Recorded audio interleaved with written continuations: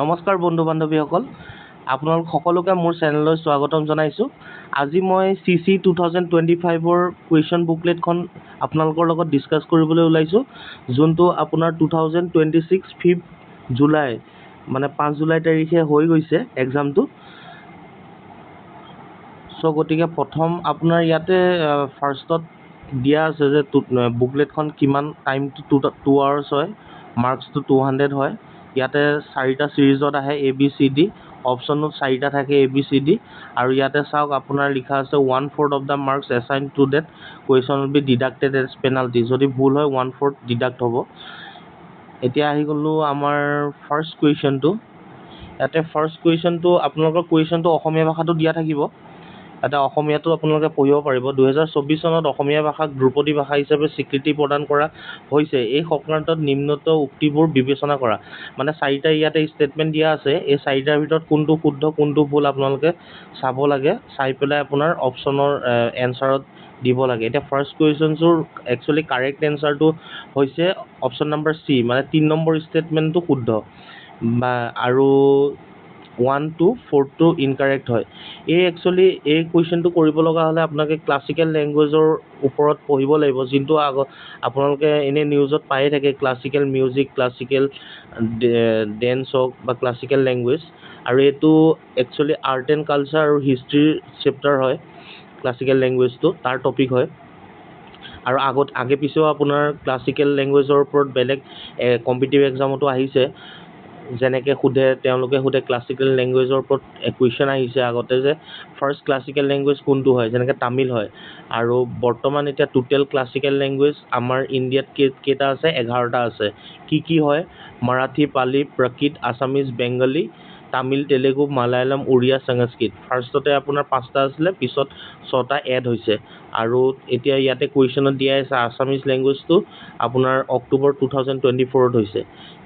আৰু ইয়াতে এই কুৱেশ্যনটো কৰিব লগা হ'লে যে ক্লাছিকেল লেংগুৱেজ যদি ৰিকগনিশ্যন পায় এটা ভাষাই, সেই ভাষাটোৰ তেতিয়া বেনিফিট কি হ'ব, সেই বস্তুটো সেইকেইটা ষ্টেটমেণ্ট জানিলেহে আপোনালোকে এই ষ্টেটমেণ্টকেইটা কৰিব পাৰিব। যেনেকৈ আপোনাৰ ভাষাৰ উন্নত গৱেষণাৰ বাবে চৰকাৰে চেণ্টাৰ অফ এক্সেলেঞ্চ বা বিশেষ গৱেষণা কেন্দ্ৰ স্থাপন কৰে। এইটো বেনিফিটছত পৰে, যোনটো আপোনাৰ অপশ্যন নম্বৰ 3ত আছে। The recognition facilitates the establishment of an advance centre for classical Assamese language, centre of classical Assamese language, এনেকুৱা থাকে। আৰু বহুতকেইটা থাকে আপোনাৰ বেনিফিট থাকে। এটা ভাষা যেতিয়া ক্লাছিকেল লেংগুৱেজ আপোনাৰ ৰিকগনিশ্যন পায়, তাৰপিছত আপোনাৰ বহুতকেইটা বেনিফিট থাকে। যেনেকৈ এই ভাষালৈ বিশেষ অৱদান আগবঢ়োৱা পণ্ডিতসকলক সন্মান জনাবলৈ প্ৰতি বছৰে 2টাকৈ ডাঙৰ আন্তঃৰাষ্ট্ৰীয় বঁটা প্ৰদান কৰা হয়। পুৰণি কিতাপ ডিজিটেল ৰূপত সংৰক্ষিত কৰিবলৈ চৰকাৰে পুঁজি বৃদ্ধি কৰে। ইয়াৰ ফলত অনুবাদ, প্ৰকাশন আৰু ডিজিটেল মাধ্যমত নতুন চাকৰিৰ সৃষ্টি হয়। তেনেকুৱা। চ' গতিকে আপোনালোকে এই বেনিফিটছখিনি যেতিয়া পঢ়িব, যেতিয়া অপশ্যনটো তাত নাপাব, ইয়াতে যদি 1 2 3 4 যদি সেইকেইটাৰ ভিতৰত নহয়, তো তেতিয়া ইনকাৰেক্ট হ'ব। যেনেকৈ 1 to 4টো নহয়, 3টো বেনিফিটছত পৰে। চ' ইয়াতে কাৰেক্ট এনচাৰটো অপশ্যন নম্বৰ C। এতিয়া আমি ছেকেণ্ড কুৱেশ্যনলৈ যাওঁ। ছেকেণ্ড কুৱেশ্যনটোৰ কাৰেক্ট এনচাৰ হৈছে অপশ্যন নম্বৰ B। ইয়াতে আপোনাৰ ৰক কাট টেম্পলটো ক'ত আছে? আপোনাৰ মাইবঙত আছে। ভুৱনেশ্বৰী টেম্পলটো ক'ত আছে? গুৱাহাটীত আছে। মহাভৈৰৱ টেম্পলটো তেজপুৰত আছে। ঘনশ্যাম টেম্পলটো জয়সাগৰত আছে।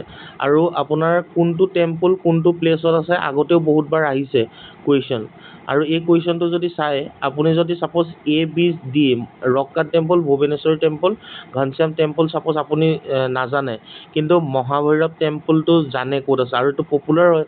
মহাভৈৰৱ টেম্পলটো আপোনাৰ তেজপুৰত আছে। তে এটা অপশ্যন জানিলে চাওক, এইটো ইলিমিনেশ্যন মেথডতো আপোনালোকে কুৱেশ্যনবোৰ চল্ভ কৰিব পাৰে। যেনেকৈ অপশ্যন নম্বৰ C2। এতিয়া অপশ্যনত চাওক C2 ক'ত আছে? Aত নাই, Bত আছে, Cত নাই, Dটো নাই। ACDত নাই। অপশ্যন নম্বৰ Bত দেখিছে C2টো আছে, মহাভৈৰৱ টেম্পল তেজপুৰত।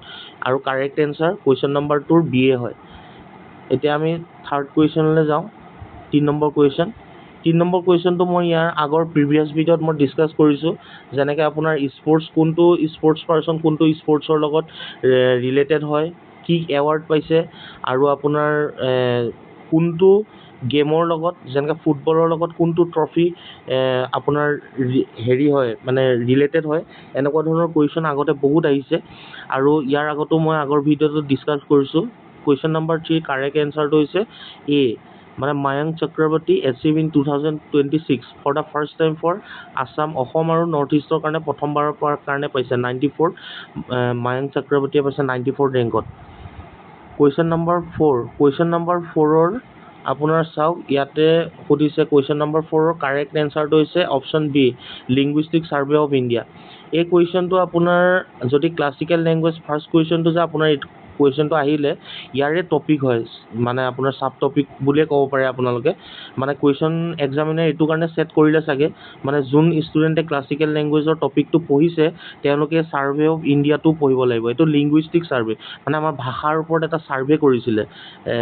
আপোনাৰ এইটো এটা বহুত ডাঙৰ ছাৰ্ভে হয়, যেনেকৈ আমাৰ পপুলেশ্যনৰ ওপৰত ছাৰ্ভে কৰে তেনেকুৱা এটা। এইটো ব্ৰিটিছৰ শাসনকালত কৰিছিলে। ব্ৰিটিছে যোনখন এৰিয়া মানে ইণ্ডিয়াত আপোনাৰ আছিলে সেইখিনি এৰিয়াত মানে আপোনাৰ ছাৰ্ভেটো কৰিছিলে। আৰু ছাৰ্ভেটো কৰিছিলে জি.এ. গ্ৰেনছন। আৰু এইটোত আপোনাৰ ছাৰ্ভেটো ষ্টাৰ্ট হৈছিলে, এপ্ৰুভ হৈছিলে 1886ত, ফাৰ্ষ্ট পাব্লিক কৰিছে 1904ত। আৰু ইয়াতে আপোনাৰ 179 লেংগুৱেজ ভাষা আছে এই ছাৰ্ভেটোত, 500 ডাইলেক্টছ আছে, আৰু cover most of the British parts of British India, মানে ব্ৰিটিছে শাসন কৰা প্ৰায়খিনি মানে আপোনাৰ এৰিয়াই কভাৰ কৰিছে। আৰু যেতিয়া ডকুমেণ্টেশ্যন কৰিছিলে সেইটো 11টা ভলিউমত কৰিছিলে, 19টা পাৰ্টছত আছিলে। আৰু আপুনি যদি চাই first scientific survey of Indian languages, এইটো ক'ব গ'লে survey of linguistic survey of ইণ্ডিয়াটো ফাৰ্ষ্ট চাইণ্টিফিক ছাৰ্ভে হয়, প্ৰথম চাইণ্টিফিক। একচুৱেলি কি কৰিছিলে তাতে আপোনাৰ টু ৰেকৰ্ড গ্ৰামাৰবোৰ ৰেকৰ্ড কৰিছিলে, ভকেবুলাৰীবোৰ ৰেকৰ্ড কৰিছিলে, প্ৰনাউন্সিয়েশ্যন, এটা ভাষাৰ প্ৰনাউন্সিয়েশ্যন, জিঅ'গ্ৰাফিকেল ডিষ্ট্ৰিবিউশ্যন, মানে ভাষাটো কোন ভাষাত কোনটো এৰিয়াত কোন ভাষা কোৱা লোক আছে সেনেকুৱা ধৰণৰ। যেনেকৈ আমি যদি অসমৰ ৰিলেটেড চাওঁ, আছামিজ, বড়ো, মিচিং, কাৰ্বি, ডিমাচা, ৰাভা, তেখেতসকলৰ ভাষাটো ইয়াতে মানে ডকুমেণ্টেড কৰা আছে।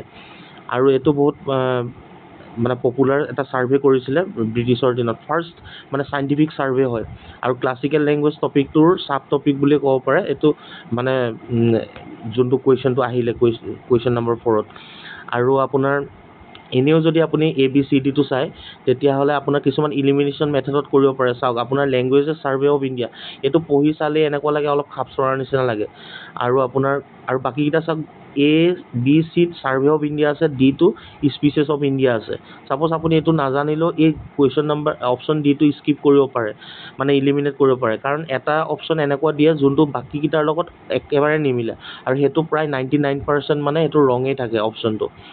চ' বাকী আপুনি পঢ়ি চালেই অলপ গম পায় লিংগুৱেল ছাৰ্ভে অফ ইণ্ডিয়া, এইটো মানে খাপ চৰাৰ নিচিনা লাগে। আৰু বাকী একচুৱেল যোনটো ডাটা হয় সেইটো মই অলৰেডি ক'লোৱে, এইটো first scientific survey of Indian languages হয়, ব্ৰিটিছৰ শাসনকালত কৰিছিলে। আৰু ইয়াত কাৰেক্ট এনচাৰটো অপশ্যন নম্বৰ বি হয়। এতিয়া কুৱেশ্যন নম্বৰ 5ত আহিলোঁ। কুৱেশ্যন নম্বৰ 5ৰ chief minister of Assam who among them were once the speaker, মানে এই 4জনৰ ভিতৰত কোন মানে স্পীকাৰ আছিলে। ইয়াৰ কাৰেক্ট এনচাৰটো হৈছে কুৱেশ্যন 5 নম্বৰ কুৱেশ্যনৰ option number C, 1 and 2, Mahendra Mohan Choudhury, Jogendranath Hazarika. এইটো আপোনালোকে চিফ মিনিষ্টাৰ অফ আছাম কিমানজন হ'ল এতিয়া বৰ্তমানলৈকে, এইটো কুৱেশ্যন বহুতবাৰ আহিছে আগতেও। এতিয়া বৰ্তমান যদি আমি ডক্টৰ হিমন্ত বিশ্ব শৰ্মা তেখেতক যদি চাওঁ, তেখেত কিমান নম্বৰ হয়, 15 নম্বৰ হয়। আৰু আগতে এইটো আহিছে যে ফাৰ্ষ্ট স্পীকাৰ আছাম লেজিছলেটিভ এছেম্বলিৰ কোন আছিলে, সেইটো বসন্ত কুমাৰ দাস হয় তেখেত। আৰু সেই কিতাপ পঢ়িলে আপুনি এই কুৱেশ্যনটো এনচাৰ কৰিব পাৰিব, কাৰণ তেতিয়া চিফ মিনিষ্টাৰখিনিৰ নাম জানিব, এতিয়া বৰ্তমানলৈকে কোন অসমৰ চিফ মিনিষ্টাৰ, আৰু প্লাছ লগতে স্পীকাৰ জানিব। তেতিয়া আপুনি মহেন্দ্ৰ মোহন চৌধুৰী তেখেত চিফ মিনিষ্টাৰ আছিলে আৰু স্পীকাৰো আছিলে, যোগেন্দ্ৰনাথ হাজৰিকাও হয়। আনোৱাৰ টাইমৰ তেখেত ফাৰ্ষ্ট ফিমেল চিফ মিনিষ্টাৰ আছিলে আছামৰ। এতিয়া আমি নেক্সট কুৱেশ্যনলৈ আহোঁ, কুৱেশ্যন নম্বৰ 6। কুৱেশ্যন নম্বৰ 6ত দিয়া আছে, which of the following civilian awarded to doctor Bhupen Hazarika during his lifetime, মানে ভূপেন হাজৰিকা তেখেত জীৱিত কালত এই 4টাৰ ভিতৰত কোনটো এৱাৰ্ড পাইছিলে। এতিয়া মই আগৰ ভিডিঅ'ত কৈছোঁৱে ভূপেন হাজৰিকাৰ ওপৰত ইয়াৰ আগতেও বহুত কুৱেশ্যন আহিছে, মানে কম্পিটিটিভ এক্সামত, ADREত হওক বা বেলেগ এক্সামত হওক। তেখেতে দাদা চাহেব ফাল্কে আৱাৰ্ড কেতিয়া পাইছিলে 1992ত পাইছিলে পদ্মশ্ৰী কেতিয়া পাইছিলে 1977ত পাইছিলে কেতিয়াবা চনটো সোধে সংগীত নাটক একাডেমি কোনটো চনত পাইছিলে 1987ত পাইছিলে পদ্মভূষণ 2001ত পাইছিলে পদ্মবিভূষণ 2012ত পাইছিলে ভাৰত ৰত্ন 2019ত পাইছিলে আৰু তেখেত ঢুকাইছিলে 5 নৱেম্বৰ 2011ত আপোনাৰ যদি আপুনি ইয়াৰে এটা অপশ্যনো জানে ছাপ'জ তেখেতে পদ্মভূষণ কেতিয়া পাইছিলে 2001ত তেখেত ঢুকাইছে 2011ত চ' গতিকে আপুনি চাওক পদ্মভূষণটো 2 নম্বৰটো ক'ত আছে 2 নম্বৰটো আপুনি অপশ্যনত যদি চাই বিত নাই চিত নাই ডিত নাই মানে অপশ্যন এত আছে তে এটো কাৰেক্ট এনচাৰ মানে কুৱেশ্যন নম্বৰ 6ৰ এনেও আপোনাৰ কাৰেক্ট এনচাৰটো এ হয় মানে পদ্মশ্ৰী আৰু পদ্মভূষণ তেখেতে ঢুকোৱাৰ আগত পাইছিলে পদ্মশ্ৰী 1977 পদ্মভূষণ 2001 পদ্মবিভূষণ পাইছে 2012ত তেখেত 11ত ঢুকাইছে আৰু ভাৰত ৰত্ন 2019ত ইয়াৰ নেক্সট কুৱেশ্যন আহোঁ কুৱেশ্যন নম্বৰ 7 কুৱেশ্যন নম্বৰ 7ত আপোনাৰ এটা চাইডে আপোনাৰ অথৰৰ নাম দিয়া আছে এটা চাইডে আপোনাৰ কিতাপখনৰ নাম দিয়া আছে তে কোনে লিখিছে সেইটো মেটচিং কৰিব লাগে এইটো এনেকুৱা কুৱেশ্যন বহুত আহে আগতে বুকছৰ নাম দিয়া থাকে অথৰৰ নাম ক'ব আহে বা অথৰ থাকে বুকছখন কোনখন লিখিছিলে সেইটো টিক মাৰ্ক দিব আহে এইটো আপোনাৰ এডিআৰই বা কম্পিটিটিভ এক্সামত আহে এতিয়া ইয়াতে যদি চাওঁ কুৱেশ্যন নম্বৰ 7ৰ একচুৱেলি কাৰেক্ট এনচাৰ অপশ্যনটো হৈছে অপশ্যন বি মানে a comprehensive history of Assam Swarnalata Barua the comprehensive history of Assam এইটো Herambakanta Borpujari Assam in the days of company এইটো Surya Kumar Bhuyan the Tai and the Tai kingdoms এইটো লিখিছিলে পদ্মেশ্বৰ গগৈ আৰু এনেও আপোনাৰ এই কম্প্ৰিহেনচিভ হিষ্ট্ৰী অফ আছাম এইটো বহুত পপুলাৰ হয় স্বৰ্ণলতা বৰুৱা বাইদেৱে লিখিছিলে যদি আপুনি এটা অপশ্যনো জানে যে এই comprehensive history of Assam Swarnalata Barua বাইদেৱে লিখা বুলি তেতিয়াহ'লে আপোনাৰ চাওক আপুনি অপশ্যনত চাব পাৰে A to 3 এতিয়া A3 ক'ত আছে এত নাই বিত আছে চিত নাই ডিত আছে ডিটো নাই এতিয়া সেনেকে আপুনি চালেও ইলিমিনেশ্যন মেথড ইউজ কৰি আপুনি কাৰেক্ট কৰিব পাৰে এটা কুৱেশ্যন এতিয়া আপোনাৰ এটা ইনফৰমেশ্যনে এটা আপোনাৰ এনচাৰটো কাৰেক্ট কৰিব পাৰে মানে যদিও আপুনি suppose the comprehensive history of আছামখন নাজানে বা Assam in the days of company কোনে লিখিছিলে নাজানে যদি এই comprehensive history of Assam Swarnalata বৰুৱাত সেইটো জানে তেতিয়াও আপুনি অপশ্যনটো ইয়াতে শুদ্ধ কৰিব পাৰে আৰু এইখন বহুত পপুলাৰ হয় আৰু এনেকুৱা কুৱেশ্যন মানে বহুত কমন চাই পঢ়িব লাগিব আপোনাৰ বুকছবোৰ কোনে লিখিছে নহ'লে বহুত হাজাৰ বুক আছে আপুনি কিমান মনত ৰাখিব যেনেকৈ আপোনাৰ মেইন যোনবোৰ কিতাপ ইয়াৰ নেক্সট কুৱেশ্যনলৈ যাওঁ আমি নেক্সট কুৱেশ্যনটো আহিছে কুৱেশ্যন নম্বৰ 8 কুৱেশ্যন নম্বৰ 8ৰ কাৰেক্ট এনচাৰটো হৈছে আপোনাৰ অপশ্যন চি 2 and 4 মানে এটা 4টা অপশ্যন দিয়া আছে 4টাৰ কোনটো কাৰেক্ট হয় সেইটো ক'ব লাগে আৰু ষ্ট্ৰেট অফ হৰমুজ এইটোতো বহুত হট টপিক আছিলে নিউজত ষ্ট্ৰেট অফ হৰমুজৰ আৰু এইটো আপোনাৰ ষ্ট্ৰেট অফ হৰমুজত USA আৰু ইজৰাইলে এটা অপাৰেশ্যন কৰিছিলে অপাৰেশ্যন ইপিক ফিউৰি বুলি আৰু ষ্ট্ৰেট অফ হৰমুজৰ বিষয়ে আপোনালোকে পঢ়িব লাগিব যে তাৰ নৰ্থ চাইডে ইৰাণখন আছে চাউথত ওমানখন আছে আৰু মাজত এৰেবিয়ান চি আছে চ' তেনেকৈ সেইটো পঢ়িলে বা তাৰ ওপৰত পঢ়িলে তেতিয়া আপোনালোকে ষ্টেটমেণ্টকেইটা কৰিবলৈ আপোনালোকৰ ইজি হ'ব ফাৰ্ষ্ট ষ্টেটত কৈছে আপোনাৰ বহুত USA and Iran share the ownership of the strait of Hormuz এইটোতো USAটো শ্বেয়াৰ নকৰে অ'নাৰশ্বিপ কাৰণ আপোনাৰ এইটো আপুনি যোনটো টপিকটো পঢ়িলে গম পাব আৰু এইটো কাৰেক্ট নহয় ষ্টেটমেণ্টটো আপোনাৰ both Iran and Oman have geographical control over the Strait of Hormuz due to the proximity to the state এইটো কাৰেক্ট হয় মানে নৰ্থত ইৰাণটো আছে চাউথত ওমানখন আছে আৰু আপোনাৰ 2টো যদি কাৰেক্ট হয় আপোনালোকে যদি চাই তেতিয়া চাওক আপোনাৰ অপশ্যন ডিটো ডাইৰেক্ট ইলিমিনেট হৈ গ'ল আৰু থাৰ্ডটো the USA Israel Iran is being fought for the control of the strait of Hormuz strait of হৰমুজৰ কাৰণে USA আৰু ইজৰাইলে আপোনাৰ এটা অপাৰেশ্যন একেলগে মিলি লঞ্চ কৰিছে এগেইনষ্ট দ্য ইৰাণ তো তেওঁলোক তিনিজনে কেনেকৈ এইটো ফাইট কৰিব চ' এইটো হ'বই নোৱাৰে এইটো ইনকাৰেক্ট হয় আৰু কুৱেশ্যন নম্বৰ 4টো কাৰেক্ট হয় it is a waterway between Persian gulf and the gulf of Oman আৰু এইটো আপোনাৰ পাৰ্চিয়ানটো ইৰাণৰ আগৰ নাম আছিলে so' option statement 2 and 4 correct so' question number 8ৰ কাৰেক্ট অপশ্যন হৈছে চি হয় আৰু যদি আমি নেক্সট কুৱেশ্যনত যাওঁ, কুৱেশ্যন নম্বৰ 9, কুৱেশ্যন নম্বৰ 9 টোত এটা চাইডে আপোনাৰ ট্ৰাইবৰ নাম দিয়া আছে চাওক, গাৰো, তিৱা, ৰাভা, সোণোৱাল, কছাৰী, আৰু তেওঁলোকৰ ডেন্স ফৰ্মটো দিয়া আছে। এইটো আছামিজ কালচাৰৰ পৰা আহিছে এইটো কুৱেশ্যন। ইয়াৰ আগতো এনেকুৱা বহুত কুৱেশ্যন আহিছে অসম কম্পিটিটিভ এক্সাম বহুত কিতাত, যে বড়োসকলৰ সোধে, বড়োসকলৰ বাগৰুম্বা হয়, খেৰাই হয়, তাৰপিছত আপোনাৰ দেওধানীটো কোনটো ট্ৰাইবেন আছে, দেউৰীসকলে, গাৰোটো ৱাংগালা, কাৰ্বিসকলৰ কি ৰংখাৰ, মিচিংসকলৰ গুমৰাগ, এইবোৰ কুৱেশ্যন বহুত এডিআৰই বা আগৰ কম্পিটিটিভ এক্সামত আহিছে। আৰু তিৱাটোতো প্ৰায় সোধে, তিৱাটো আপোনাৰ লাংখুন হয়। এতিয়া যদি আপুনি যদি ডিটো যদি 2 মানে লাংখুন ডেন্সটো যদি তিৱা অকল এইটোও জানে, তেতিয়া চাওক আপোনালোকে কেনেকৈ ইলিমিনেট কৰিব পাৰিব। এতিয়া যদি অপশ্যন এটোত চাই D1 আছে, অপশ্যন বি D3 আছে, অপশ্যন চি D4 আছে, অপশ্যন ডি D2 আছে। মানে কুৱেশ্যন নম্বৰ 9ৰ কাৰেক্ট অপশ্যনটো হৈছে ডি। এতিয়া চাওক, এটা ইনফৰমেশ্যন আপুনি জানি এটা কুৱেশ্যন আপোনাৰ ছল্ভ কৰিব পাৰে, মানে কাৰেক্ট কৰিব পাৰে। যদিও আপোনালোকে বাহুৱা ডেন্সটো কোনে নাচিছে সেইটো নাজানে, বাহুৱা ডেন্সটো একচুৱেলি সোণোৱাল কছাৰী সকলৰ হয়, ৱাংগালাটো এইটো গাৰোসকলৰ হয়, আৰু আপোনাৰ ফৰকান্তিটো আপোনাৰ ৰাভাসকলৰ হয়। এতিয়া কুৱেশ্যন নম্বৰ 9ৰ কাৰেক্ট অপশ্যনটো হৈছে ডি। কুৱেশ্যন নম্বৰ 10লৈ আহোঁ আমি। 10ৰ কৈছে match the Samhati of the new Vaishnavite Assam given in the list 1। এইটো মেটচিং কৰিব লাগে। এইটো মানে আপোনাৰ সামহাতি মিনিংটো একচুৱেলি জানিব লাগিব। সামহাতি মিনিংটো হৈছে একতা বা মিল বা ইউনিটি বা দল সংগঠন তেনেকুৱা বুজায়। আৰু এইটো প্ৰথম ক'ৰ পৰা আহিছে, সংস্কৃত ৱৰ্ডৰ পৰা আহিছে। ইয়াৰ মানে হৈছে after the death of Sankardev and মাধৱদেৱ, মানে শংকৰদেৱ আৰু মাধৱদেৱ ঢুকোৱাৰ পিছত সত্ৰীয় পৰম্পৰা বা বৈষ্ণৱ ধৰ্মভাগ 4টা ভাগত বিভক্ত হৈ পৰিছিল। আৰু সেই ভাগকেইটাই ইয়াতে দিয়া আছে, তাৰ লগত মেটচ কৰিব লাগে কোনখন সত্ৰৰ লগত কোনটো। এতিয়া কুৱেশ্যন নম্বৰ 10ৰ একচুৱেলি কাৰেক্ট এনচাৰ ডি হয়। ব্ৰহ্ম সামহাতিটো এইটো আউনীআটী সত্ৰৰ হয়, পুৰুষ সামহাতিটো এইটো নাৰোৱা সত্ৰৰ হয়, নিকা সামহাতিটো এইটো কমলাবাৰী সত্ৰৰ হয়, আৰু কাল সামহাতিটো এইটো মায়ামাৰা সত্ৰৰ হয়। তেনেকুৱা কথাটো। আপুনি কুৱেশ্যন নম্বৰ ডিৰ কাৰেক্ট অপশ্যন হৈছে ডি 10ৰ। ইয়াৰ নেক্সট কুৱেশ্যনটো যদি চাই আপুনি, ইয়াতো আপোনাৰ এটা চাইডে আপোনাৰ মুভমেণ্ট দিয়া আছে কিছুমান, এটা চাইডে কোনে এইটো মুভমেণ্ট ষ্টাৰ্ট কৰিছে সেইটো দিয়া আছে।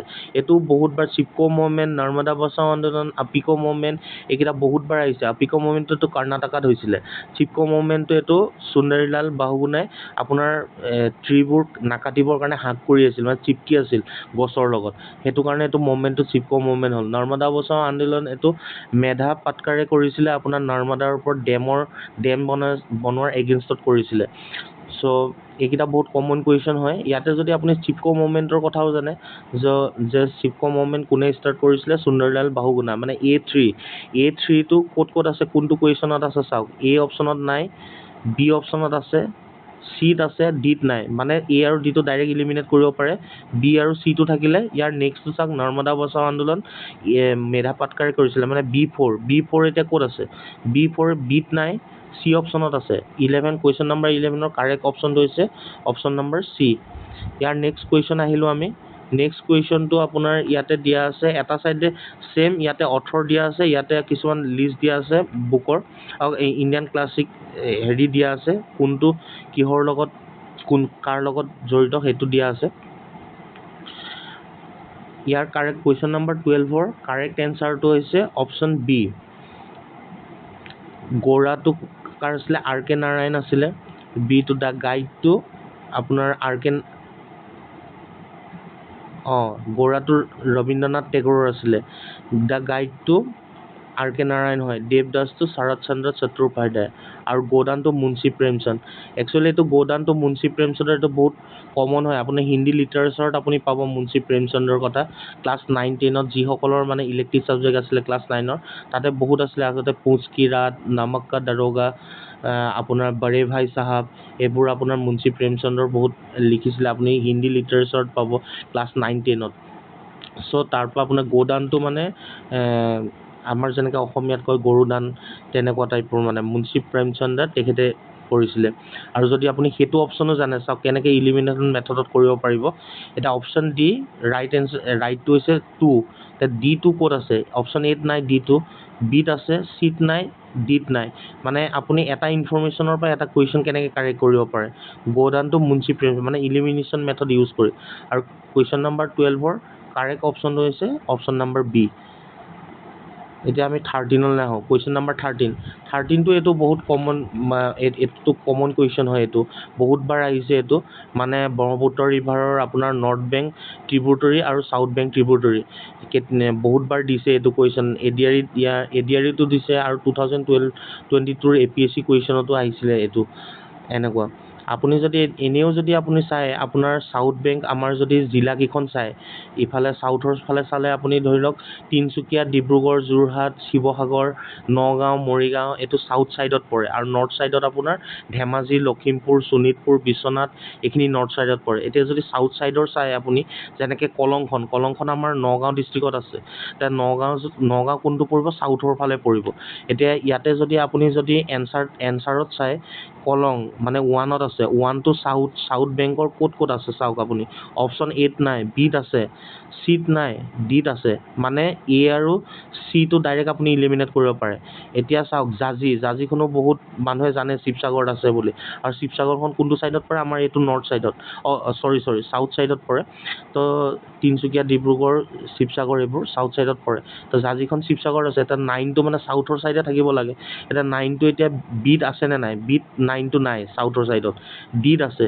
অৰ্থাৎ ডিটো কাৰেক্ট এনচাৰ। মানে অকল চাওক আপুনি কলং আৰু জাজিখনৰ কথা জানি পেলাই আপুনি এটা কুৱেশ্যন কেনেকৈ কাৰেক্ট কৰিব পাৰে ইলিমিনেশ্যন মেথড ইউজ কৰি পেলাই, মই সেইটোৱে ক'ব বিচাৰিছোঁ। মানে গোটেই ইনফৰ্মেশ্যনটো আপুনি নাজানিবও পাৰে এটা কুৱেশ্যনৰ, কিন্তু এটা দুটা ইনফৰ্মেশ্যন জানি আপুনি কেনেকৈ কাৰেক্ট কৰিব পাৰে মানে এক্সামত। তো কুৱেশ্যন নম্বৰ 13ৰ কাৰেক্ট অপশ্যনটো হৈছে অপশ্যন নম্বৰ ডি। আৰু এইটো নৰ্থ বেংক আৰু চাউথ বেংক ব্ৰহ্মপুত্ৰৰ বহুতবাৰ আহিছে এইটো কুৱেশ্যন। এতিয়া আমি নেক্সট কুৱেশ্যনলৈ যাওঁ। Question number 14। কুৱেশ্যন নম্বৰ 14ৰ কাৰেক্ট অপশ্যনটো হৈছে অপশ্যন এ, মানে 2 নম্বৰ আপোনাৰ হেৰিটো ষ্টেটমেণ্টটো শুদ্ধ। ইয়াত ফাৰ্ষ্ট ষ্টেটমেণ্টটো কি হৈছে? The united national security council reflects contemporary geopolitics realities. Question number 14ৰ। এতিয়া 14ৰ আপুনি ইউনাইটেড নেশ্যন UNSCৰ আপুনি কেতিয়া ফৰ্ম হৈছিলে এইটো কুৱেশ্যন আগতে বহুত আহিছে। এইটো 1945 24 অক্টোবৰত হৈছিলে। আৰু ইয়াৰ মেইন মটটো আছিলে ইণ্টাৰনেশ্যনেল পিচ এণ্ড ছিকিউৰিটি, মানে বিশ্বত পিচ আৰু ছিকিউৰিটি মেইনটেইন কৰাটো। আৰু এইটো আপোনাৰ ৱৰ্ল্ড ৱাৰ ছেকেণ্ডৰ 1945ত হৈছিলে, ৱৰ্ল্ড ৱাৰৰ পিছত হৈছিলে। আৰু বৰ্তমান এইটো কি কৈছে মানে ৰাষ্ট্ৰসংঘৰ নিৰাপত্তা পৰিষদে সমসাময়িক ভূ ৰাজনৈতিক বাস্তৱতাক প্ৰতিবিম্ব কৰে। এইটো নকৰে, কাৰণ এইটোৰ কাৰণে ইণ্ডিয়া, ব্ৰাজিল, জাপান আৰু জাৰ্মানী তেখেতসকলে ৰিফৰ্ম কৰিবৰ কাৰণে কৈ আছে এগেইনষ্টত মানে। চ' এইখিনি আপোনাৰ এইটো আপুনি ইণ্টাৰনেশ্যনেল ৰিলেশ্যনত এইটো টপিক পঢ়িবলৈ পাব এইবোৰ। বা আপুনি যদি হেৰিয়াটো চাই, হিষ্ট্ৰীটো চাই তেতিয়াও পাব এইকেইটা। বা কাৰেণ্ট এফেয়াৰ্ছতো পঢ়িব পাব এইবোৰ টপিক। আৰু G20ৰ ওপৰত আগতে বহুতবাৰ আহিছে কুৱেশ্যন। মানে আপোনাৰ কাণ্ট্ৰিবোৰ দিয়া থাকে, এইখন কাণ্ট্ৰি G20 আণ্ডাৰত পৰে নে নপৰে সেনেকৈ সোধে। মানে suppose European union, African union এইকেইটাতো G20 আণ্ডাৰত পৰে।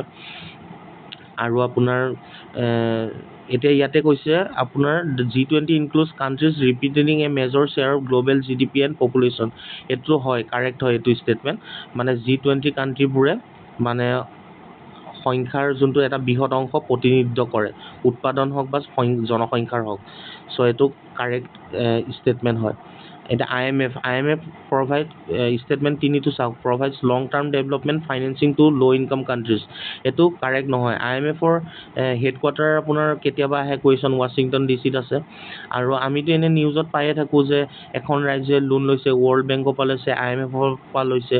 চ' IMFে একচুৱেলি লং টাৰ্ম নহয়, শ্বৰ্ট টাৰ্মৰ কাৰণে দিয়ে। শ্বৰ্ট টাৰ্ম ডেভেলপিং ফাইনেন্সিং কৰে ল' ইনকাম কাণ্ট্ৰিজবোৰক, কিন্তু ৱৰ্ল্ড বেংকে দিয়ে লং টাৰ্মৰ কাৰণে। তো ষ্টেটমেণ্ট 3টো কাৰেক্ট নহয়, ৰং হয়। এতিয়া কুৱেশ্যন নম্বৰ 14ৰ কাৰেক্ট অপশ্যনটো হৈছে অপশ্যন এ, 2 নম্বৰ ষ্টেটমেণ্টটো শুদ্ধ। এতিয়া নেক্সট আমি কুৱেশ্যনলৈ আহোঁ। Question number 15।